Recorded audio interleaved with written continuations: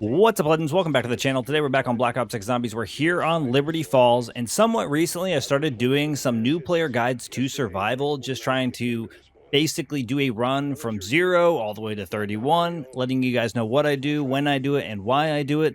And today we're going to do something fairly similar, but we're going to turn things up a notch. So this is going to be basically your guide or a player guide to improving using the Rampage Inducer. So we're going to go through the first 31 rounds. I'm going to obviously have the Rampage Inducer cranked the entire time. And we're going to do something similar to the new player guides to survival, where I will share with you guys the decisions that I make, how I choose to kind of train up the zombies, and my overall strategy to basically running the Rampage Inducer. So that way I would hope you guys would, after watching this video, be able to go in and live longer than you ever have before. I know a lot of people on my videos recently have been saying that not only has my content helped them, just watching the different challenges, trying the challenges, and things like that have dramatically helped them improve and have a lot more fun in the game. And to be honest, that's exactly what I enjoy most about making content. Last year during MWZ, a lot of the things that I was going for was just trying to guide players to having the most fun as possible, and I think I did a pretty good job at that. Now we're here on round-based. I'm doing the exact same thing. We're doing different challenges. Not only are you guys having fun through watching the challenges, I think a lot of you are going out there and trying them yourselves, giving you even more variety through your gameplay, and probably having a bit more fun with the limited content that we do, especially in an off-season like Season 4 has been, where there was no new map. Now, I am prepared with the CR56 AMAX because it is one of the best weapons in the game and absolutely my favorite weapon to use. And that is going to be kind of important, especially the first few times you run the Rampage Inducer, or especially if you want to live long-term, maybe go for your highest round ever with it cranked up. You are just definitely going to want to have something that is very comfortable for you, because it is not going to be easy to execute this. And in a lot of ways, like you can see here, we're only on round 4. I'm not planning on leaving this space for quite a while. Obviously, there are some changes you can make to make yourself more comfortable. I'm really just going to be sharing with you guys the strategy that I use and that I replicate no matter the weapon that I use. There are some minor modifications that I make sometimes in the moment, but outside of that, it's a pretty straightforward strategy that I'm continuing to execute each and every time that I jump into the match and turn on that Rampage Inducer. Now, a couple things I do want to mention. The real goal behind running the Rampage Inducer is once you turn it off, it's kind of like the same concept of going on runs with ankle weights on, right? Eventually you do it long enough, you just think that's the norm, and then when you shut them off, or you shut them off, when you take them off, you just feel that much lighter or that much more improved during your run. It's the same concept here. We're going to be running the Rampage Inducer. Even if you only live 7 rounds, you know, if that's your new PB, there's nothing wrong with that. Just keep pushing to try it over and over. Honestly, the thing about the Rampage Inducer that's also nice is that it makes the rounds go quite a bit faster. This does mean the zombies move quite a bit faster, but that also means they're a little bit easier to train, in my opinion. That is one of the big things I love about the Rampage Inducer, outside of the, you know, significantly less time in between rounds, is just how much easier it is to actually group up the zombies, because they move at such a fast pace. They end up being all grouped together. When you have it off, I feel like it's a lot easier for them to be really spread apart, and it kind of gets frustrating from time to time. But as you can see, we're still here on round 6, and we're doing a good job. You can leave this area earlier if you'd like I said, but to be honest, for the most part, we're just trying to limit the play space the most we can. That way we can just kill the zombies as fast as we can and essentially get the doors open to pack a punch once we have all the currency that we need. I don't really like to do the step-by-step process. I kind of am all-in-one or all-at-one-time type of person when it comes to opening up doors. That's at least what I usually shoot to do. The other important thing to mention is, although I am guiding you through the first 31 rounds, I not super often will use score streaks, so you probably won't see me running any score streaks throughout this. But obviously, if score streaks drop, or you get access to them, or you want to purchase some to get through the rounds, you are more than welcome to do so. Just because I don't use them does not mean I don't advocate for you to utilize them to put you in the best positions possible. I just think, in my experience, I enjoy the game a lot more when I'm not running score streaks, which is why I don't really feature them in a lot of my challenges. And I think you will improve a lot more by not relying on them in general. So it's kind of up to you in that part, but don't be embarrassed if you're choosing to use your score streaks to hit your best run ever, because eventually you'll play enough, you'll get experienced enough, you'll do enough of these runs, you'll find the weapon that you like the most, and it will get significantly easier. Now, this is where things start to get a little crazy. One thing I do kind of suggest is never running a secondary weapon. I know there's people that'll say, why don't you just switch to your melee? I just don't think that that is quite as receptive enough as it is to just switch my weapon back to my fists. So for the most part, I try to avoid having 2 weapons at all times. And for the majority of the runs that I do, I am really focused on 1. It's not that you can't have 2 weapons, I just feel like I'm significantly slower, even if it's just a placebo type thing. Now, one of the main reasons I actually like the AMAX is just because we're able to get so far in the rounds and still deal a significant amount of damage. We're about to flip to round 10, as you can see here, and I just bought ammo, I think for the first time. Oh, we got a bug round. So this is actually kind of nice because I do have 2 Semtexes. I'm going to go ahead and start opening up doors here. I was going to wait till the end of the round, but because it ends up being bugs, we don't really have to worry about it quite as much. The zombies are way faster, and this is only, what, the second bug round that we're getting to, so not much threat to be had here. Let me open this up first. I have more than enough points, which is awesome. And the other reason you stay in the spawn is because you're going to... Oh, that's not going to make it up there. I should turn my crosshair back on. I turned it off for something. All right, hold on. I got to do this. Yeah, I totally forgot that I did something with... I'm going to use the impact, I think. I'll try an impact. With my HUD, and I ended up swapping it back and forgot to turn the crosshair back on, which is a bit unfortunate. So we're going to have to try this again. Hopefully I don't have to waste much more than we just did. Please hit it. There we go. I think we got it. We should be good to go. Now we just have to wait out the wrench, and then I can eliminate these bugs. Yeah, the great thing is hitting this point in the match. Why did that not pick up? That was really weird. At this point in the match, it does not take that long to get this far in. So you don't really have to invest in a lot of stuff. Like you can see, I don't have Jug yet. Jug is something we're going to get probably really, really soon here. But we're able to kind of wait and feel comfortable with it just because we're able to get back to this point in the match pretty quick. So it's not a huge loss if we end up going down here.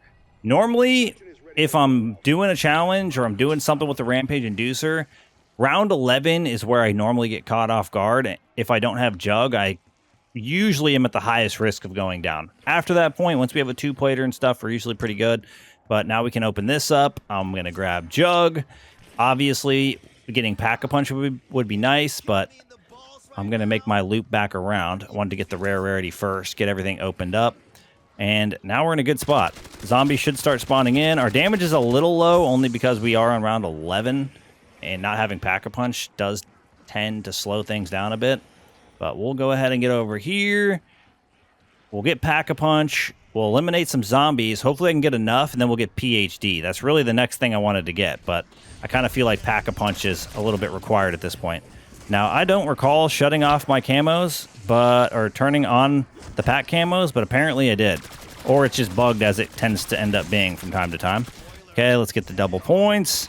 Now, the main reason I like to invest in power a little bit more than perks early on, especially with the Rampage Inducer, is because it's a little bit more important, in my opinion, to actually remain overpowered during that time, right? Because you're going to take more damage if you get hit.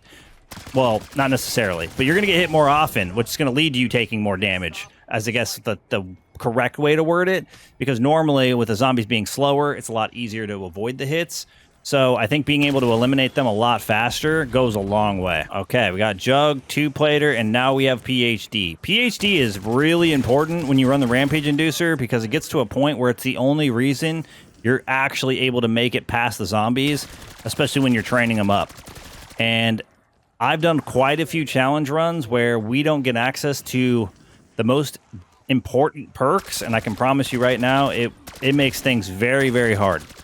Especially when you actually have nowhere to go, because the zombies end up moving so dang fast that you just end up getting stuck consistently, and you have no way of pushing the zombies out of the way. Messing up the nade throw didn't set us back a lot, but to be honest, I probably would have been able to get epic rarity almost by now. Like what are we at? 2100, we spent 350, so we'd be basically there right now. So a little bit unfortunate in that regard, but most of the time that doesn't happen. It was more just a side effect of me changing HUDs for something specific and then changing it back and forgetting one of the settings. I kind of wish you could save your own preset. That way, if I wanted to swap to another one, I could just swap it back and it wouldn't matter. But we're not quite at that point, I guess. Okay, we're in a good spot here. I'm going to go ahead and hit the nuke at the start of the next round. I am technically losing out on points doing that, but this is a survival thing, right? This is you getting to the next round. It's a little bit more important than a lot of the other things. You know what? I kind of want to get... I'm going to get epic first, just because the extra damage is going to be nice. But if you're feeling like you are struggling a bit already at this point, I would say instead of getting epic rarity, maybe get the Deadwire ammo mod to kind of help you with the crowd control. But a lot of it does depend on your individual movement. I've watched, people of all skill levels play zombies, and I know some of the things that I'm able to do as far as the maneuvering is concerned is not always possible for everyone. So sliding, shooting, some of those things, multitasking can be quite rough sometimes, just depending on what's going on. So just do your best. Now, I actually talked about it during my new player guides to survival. I don't recommend the SAM trial at all if you're looking to actually slowly improve at the game, because it's going to put you in situations that I think aren't always fair. Sometimes the risk is not worth the reward. And when it comes to the Rampage Inducer, the zombies on top of the zombies you already have might be very overwhelming, especially if it ends up being a challenge that you can't technically complete because it's too difficult or you don't have the right utility or whatever the case might be. Some of the trials are absolutely terrible. So I definitely recommend, if you're actually looking to survive as long as possible, although there is the chance for rewards, it's 100% not what I'm advocating for you to take the risk on doing the SAM trial. Now that we're kind of getting to the point where there's enough zombies that I actually have to utilize the space a bit, normally I go up over there, I make my way back around here, and then I go back down the street. The thing about this area is, as long as you don't go all the way up there, the zombies don't really despawn and respawn a ton, and you basically can just route them around this way. They are going to still despawn and respawn a little bit, but it's not going to be super crazy. I'm just trying to avoid them. Obviously, I could fire right now, but I'm just trying to show you guys the training spot. This guy's going to do that. We're going to slide past. So, like right there, having the PhD was super nice because I was able to squeeze through a very tight space and actually make it through with very little damage received. Okay, we're going to get to this side. Stay out of the way here. I just want to eliminate some of the zombies and not focus too much on the abomination, because then I'm going to lose focus of the zombies and they're going to start hitting me in the back and stuff, and that's not what we want. But if we can get some of our zombies out of the way without taking all of them out, we can kind of play this a little bit differently. I took out all but one, it looks like. That was not intentional. The only reason you want to do more than one is just in case this guy actually destroys them. But it looks like we do have a vermin as well, so this might work out. It gets a little bit more challenging as the rounds go, of course. But sometimes this is the strat, right? Like if I want an upgrade right now, which I might choose to do, I can do that before eliminating my last zombie. Oh, that's getting a little rough. Yep, we're going to need you to not do that, buddy. Don't kill my guy. This is why being overpowered is kind of nice as well. All right, come on down. Come on down. All right, we're shooting. He's going to do his charge. He's just super annoying. No big deal. And now we can focus on it and get him out of here. We still have our one zombie. I think I'm just going to go ahead and go down here and get quick revive before the round flips, because this is not a place that you want to get trapped with the Rampage Inducer at the start of a round. Beginning of rounds will easily always be the most challenging, just because so much is happening all at once, and you got to do your best to just follow the strat, follow your training route until majority of them spawn in. Then you can actually start pulling the trigger on eliminating them. Okay, it's getting a little hectic. They're moving quite fast, but that's what PhD is for. We're going to go around over here. I'm actually going to go ahead and get Speed Cola, I think. We'll just Dolphin Dive and acquire it. And then that way we can reload a little bit faster. We should probably end up getting Pack 2 next. I think that's what I'm going to go for. Again, just trying to stay overpowered is really helpful until you get into like the 30s and stuff, where obviously at that point you're going to be as high as you're going to be, and it's going to be up to you executing the strategy as your damage slowly diminishes toward that health cap. Some weapons are going to be capable of taking on the health cap, but definitely not all of them, so don't expect that to be the case. All right, let's go ahead and insta-kill, take him out pretty fast. And sometimes it does help to actually leave the manglers for last, because it's a lot easier to not accidentally kill them. Something that's generally pretty nice about the Rampage Inducer running as well is you end up getting a lot more points in less rounds, just because when you get a double points, sometimes you can carry it over into the next round, meaning you're going to get a lot more zombie eliminations within its time period, just giving you more points. So in a lot of cases, it's actually more beneficial to have the Rampage Inducer on, because you get to take more advantage of those lovely power-ups that drop on the ground for us. And then there we go, final zombie, just like that. We still have 19 seconds left over. we would not have the next round start fast enough if we did not have the Rampage Inducer on. We would not even get to kill one zombie, basically. It would run out before they even started popping up out of the ground. Whereas this, we were able to take on a few. Wasn't a crazy amount, but still better than 0, and more points than we would have had we not had the Rampage Inducer on. Okay, in this circumstance, our damage is actually looking pretty good, and I just so happened to be down toward the bottom and nowhere near Pack-a-Punch, so I decided let's buy one more thing of ammunition and try to make the best of it here before we go ahead and pull the trigger on Pack-a-Punch level 2. Luckily, with this weapon, you got a lot of ammunition to work with in this magazine, which is one of the reasons it's at the top of my list of most used weapons, for sure. That and the ASG-89, probably my top 2 weapons to use. Okay, I still have a lot more zombies currently, but there's a little bit of freedom because they're running kind of slow. And I don't want to eliminate all my zombies ahead, so I'm going to try to do some damage to the Abomination here as I wait for my guys to kind of push this way. This guy is slow. What is he doing? Going all the way over there. And I think he's gone. Is he gone? Oh, he's going to be. There we go. Now he's gone. Okay, we'll eliminate the rest of these guys here. We're on 19. As you can see, I'm just doing the exact same routing. For the most part, I try to stay at the bottom of the street, but that's not always possible. And it gets less possible as we go with more of the manglers spawning in. Let's get our bonus points. I'm actually going to go ahead and go in and Pack-a-Punch to level 2. We should be in a pretty decent spot. All right, I was going to wait a little longer to grab this, but we're in a good enough spot that we can afford it. We have 3,000 left over, which leaves me at least enough to get ammunition on backup one more time. Now, I guess I never really thought of it this way, but essentially it's a glass cannon style of mindset, right? Like, we are essentially trying to keep our damage as high as possible, which typically leads to us having maybe less perks in some instances or less armor in some instances for a little bit longer in order to get to that point, right? So now we're Pack-a-Punch level 2, we're epic rarity. We're a little bit behind on salvage, it kind of feels like, but we'll get there eventually.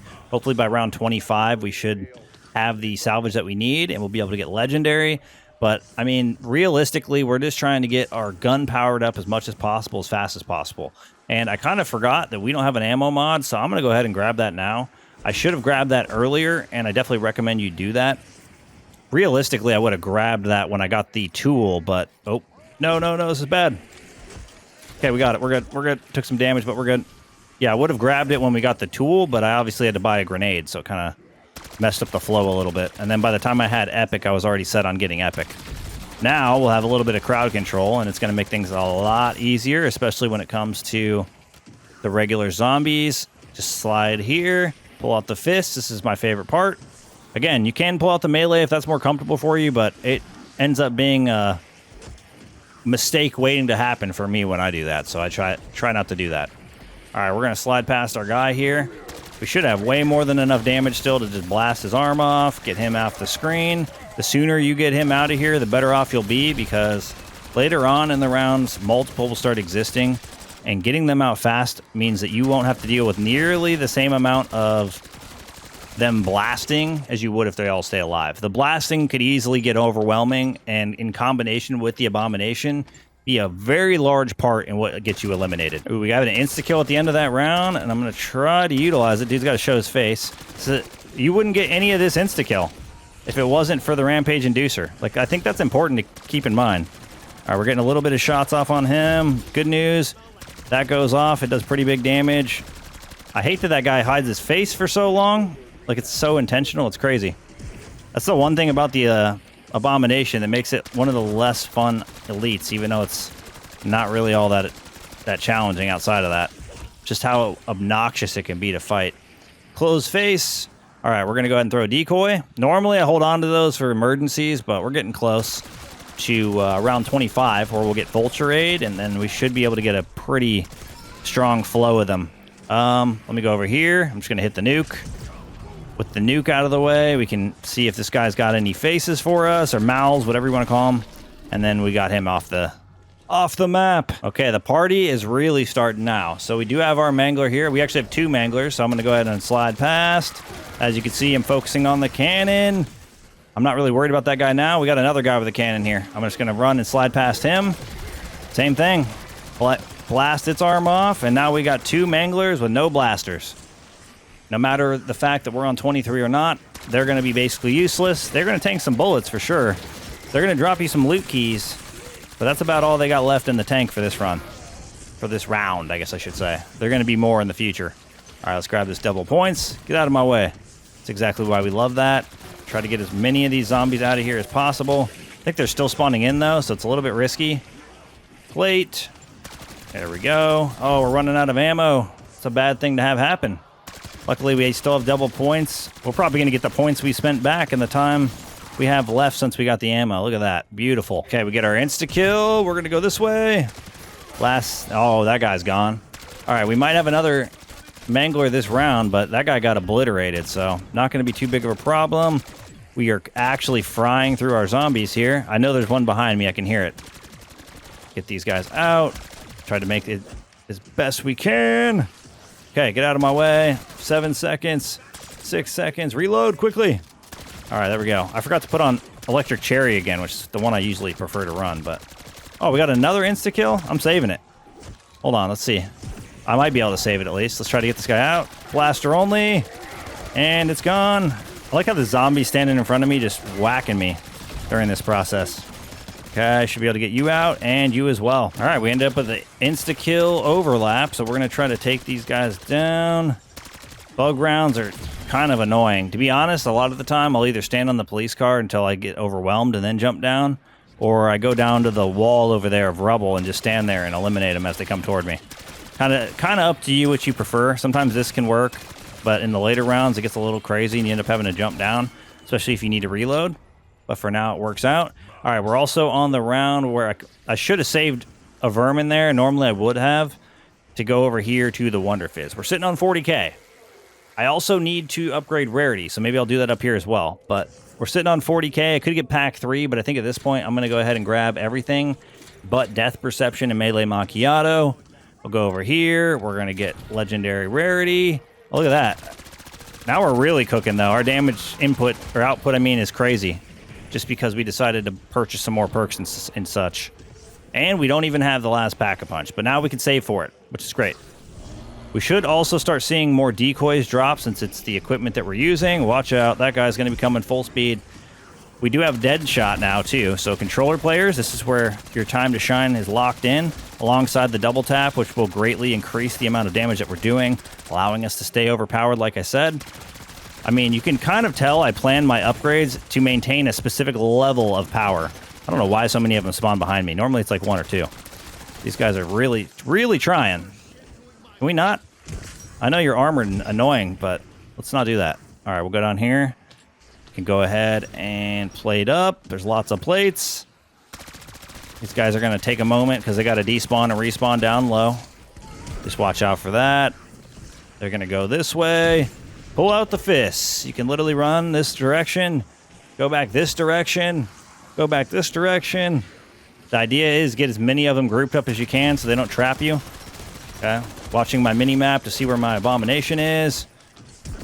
Okay, we're going to stay on the armor there. Oh, it looks like there was a Casimir on the ground. But I think there's also another decoy that we're just kind of watching as we try to run through it. Did I not pick it up? I could have swore I just landed in it right there. I see it on the ground. Unless it's not a decoy, it's a nade. A frag grenade. All right, here we go. This guy's going to do this. Let's get him out so we don't have to deal with him. You can also... Yeah, like, why am I not picking that up? Oh, I have 2 now. You can also, if you plan the strategy the right way... I'm actually going to go ahead and pick this up. Mutant Injection for round 31. You can utilize the Abomination to eliminate your Manglers. Like, if for some reason your weapon just isn't doing a ton of damage... or you know it's going to laser. If you line up that Mangler with the laser ability, you will do significant damage to that Mangler via the Abomination, which can make things a little bit easier. Okay, we're going to go ahead and get out of the way here. PhD for the win. And we can jump, go this way.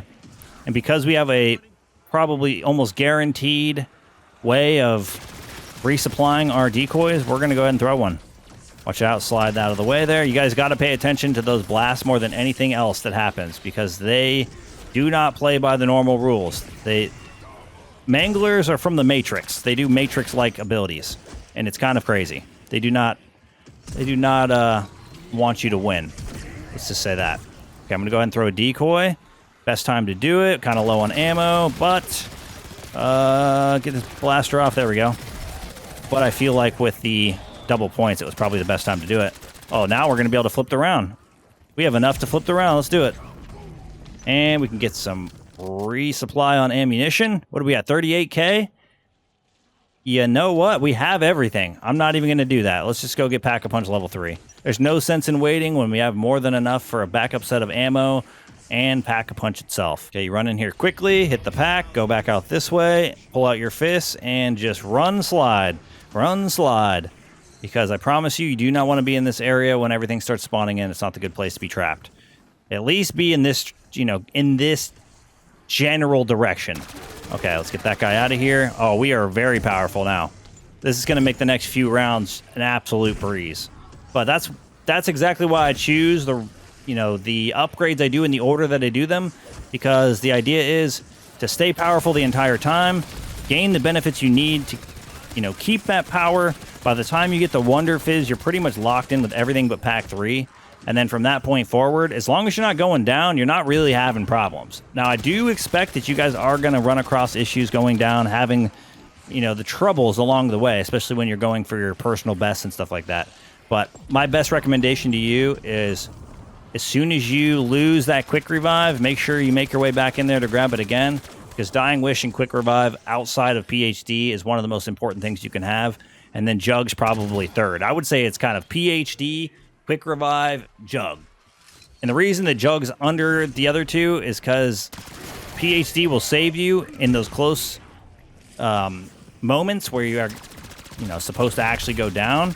Whereas Jug becomes more relevant the more rounds that pass, I guess you could say. Like, I can honestly go without Jug for like 20 rounds, and although it will be painful, it's pretty feasible. Once you start getting into the 30s, the armor almost has zero impact, and you take so much damage through the plates that it's a bit unreasonable.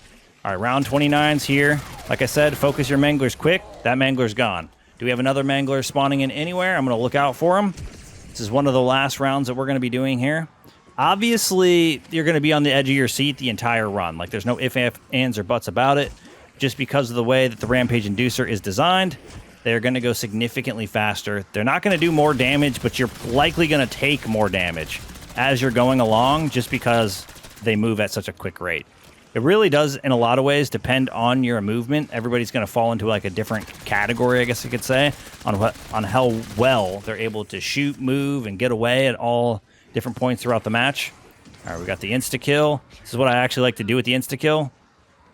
I threw it way over there. Hopefully they all go for it. We're going to get the Mangler out of here instantly, which is insane. They're going to get all grouped up, and we're going to probably finish the round like that. Probably could have waited to get that double points, but we don't actually need points.